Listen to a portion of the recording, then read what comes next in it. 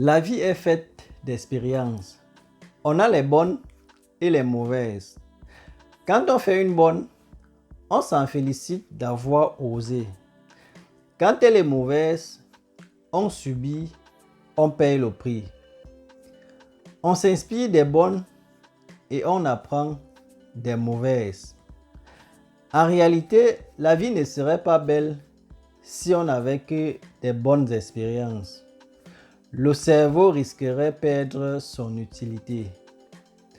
Oui, mais taf, va droit au but. Laisse-nous avec ton discours. Tu connais la vie plus que les qui. Ok. Oui. Si tu as suivi ma vidéo sur le bâtiment, avec les stratégies pour économiser au max, dans la vidéo et dans la pratique, j'ai négligé une norme très importante et aujourd'hui, je paye le prix. Si le feu ne te brûle pas quelque part, tu ne sauras pas qu'il y avait de fortes températures à cet endroit. Bref, tu ne diras pas avec certitude qu'à tel endroit, on devrait faire attention. Aujourd'hui, en tant que victime, je partage avec toi, je parle de cette norme pour que tu ne puisses pas faire les mêmes erreurs que moi. À tout de suite.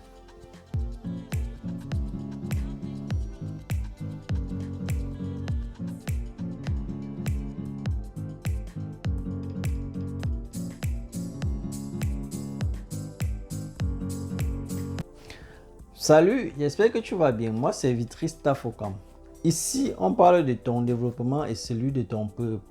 Si tu es nouveau sur la chaîne, abonne-toi et active la cloche de notification pour les prochaines vidéos. Comme je disais à l'introduction, aujourd'hui, je partage avec toi une norme très importante que tu devrais respecter et prendre très au sérieux. J'ai négligé cette norme et aujourd'hui, je paye le prix. Je dois faire quelque chose pour limiter les dégâts. Pas parce que je n'étais pas conscient, pas parce que je ne connaissais pas que la norme existe, tout simplement parce qu'à un moment, je me suis dit, pourquoi toujours courir derrière les textes? Ces textes qui ne passent même pas parfois avec notre environnement. Ces textes qu'on a écrits pour une localité bien précise. À un moment donné, on doit oser, on doit changer, on doit innover, on doit faire ce qui est propre à soi. On ne doit pas toujours faire comme les autres. Voilà pourquoi je n'ai pas respecté cette norme dans le bâtiment et ça me cloue aujourd'hui. Je ne devrais pas faire la même erreur. J'avais pourtant vanté la hauteur de notre bâtiment qui nous permettait d'économiser un peu d'argent. Mais aujourd'hui, avec le début d'exploitation, on se rend compte que c'était une erreur très grave et on est en train de payer le prix. Il va falloir faire quelque chose pour limiter les dégâts.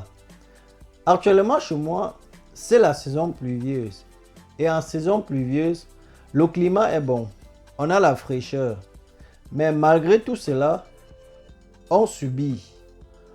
Et que se passerait-il en saison sèche? Le problème sera plus grave. Donc actuellement, on doit automatiquement anticiper une solution pour ne pas subir en saison sèche. Sinon, cela nous pousserait à réduire considérablement la capacité de notre bâtiment. Un bâtiment qui est censé prendre 4000 sujets, on sera obligé de charger à 2/3 pour avoir plus d'espace dans le bâtiment. Et beaucoup de vide dans un bâtiment, c'est pas bon signe. Ça veut dire, au lieu de 8 sujets ou 10 sujets par mètre carré, on aura 5, ce qui est mauvais. Cela va directement impacter la croissance et la consommation parce que tu permets trop de mouvements au sujet. Par conséquent, un gaspillage d'aliments. Notre bâtiment a cet avantage que pendant la phase de chauffage, on profitera de cette énergie pour chauffer les poussins, cette énergie dont les poussins ont tant besoin pour grandir. Mais après cette phase, tout devient un cauchemar. Pendant la croissance, quand les sujets grandissent, ils n'acceptent plus cette énergie de plus qui vient du fait que notre hauteur, la réflexion les touche directement. Voilà pourquoi on aura les décès, on a les pertes liées à cette chaleur de plus. Une solution pourrait être la ventilation. D'ailleurs, on a toujours plusieurs solutions à un problème. On va sûrement opter pour une bonne et on va voir ce qui va se passer. Mais sinon, la norme prévoit pour une hauteur, la petite hauteur, c'est-à-dire la hauteur du mur, disons des murs de largeur, tu devrais avoir entre 2,5 et 3 mètres. Donc la petite hauteur doit faire 2,5 à 3 mètres. Or, chez nous, notre petite hauteur était à 2,2 mètres, c'est-à-dire 12 rangées de parpaings. Voilà, seulement pour 40 cm de moins, on va subir. On est en train de subir. Donc, c'est très important, c'est très important de respecter cette norme. Comme j'ai dit plus haut, il n'y a pas de norme passe-partout. Si on applique une norme à un point A, rien ne prouve qu'en appliquant la même norme à un point B, on aura le même résultat. Donc, tu devrais faire la hauteur selon la localité dont tu te trouves. Pour ceux qui se trouvent dans les zones plus chaudes, il faudrait faire les hauteurs qui sont un peu au-dessus de la norme. Pour mon frère qui est dans le Sahel et qui se bat à son niveau, je sais que chez toi, il fait un peu plus chaud.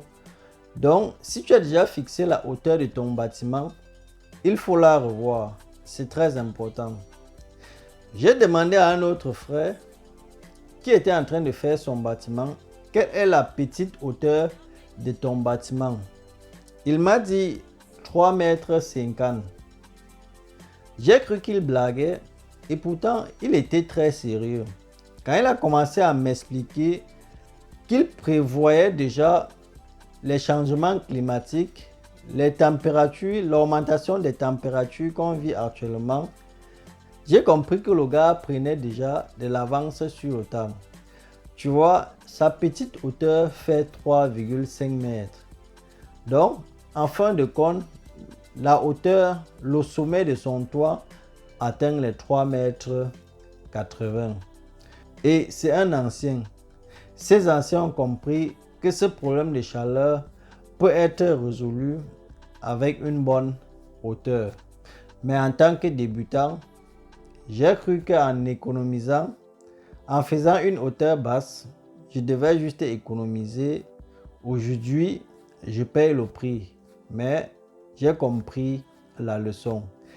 Et il ne faudrait pas que d'autres font cette erreur. C'était tout pour aujourd'hui. Il fallait que je partage cette mauvaise expérience avec toi pour que tu puisses anticiper dans tes travaux afin d'éviter de faire cette même erreur. Cette erreur que j'ai faite qui me coûte aujourd'hui beaucoup de décès et qu'il va falloir des dépenses supplémentaires pour résoudre ce problème. Merci de m'avoir suivi. Like la vidéo. Viens en commentaire si tu as des questions. Abonne-toi sur la chaîne si ce n'est pas encore le cas.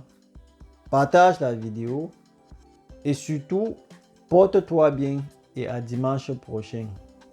Ciao.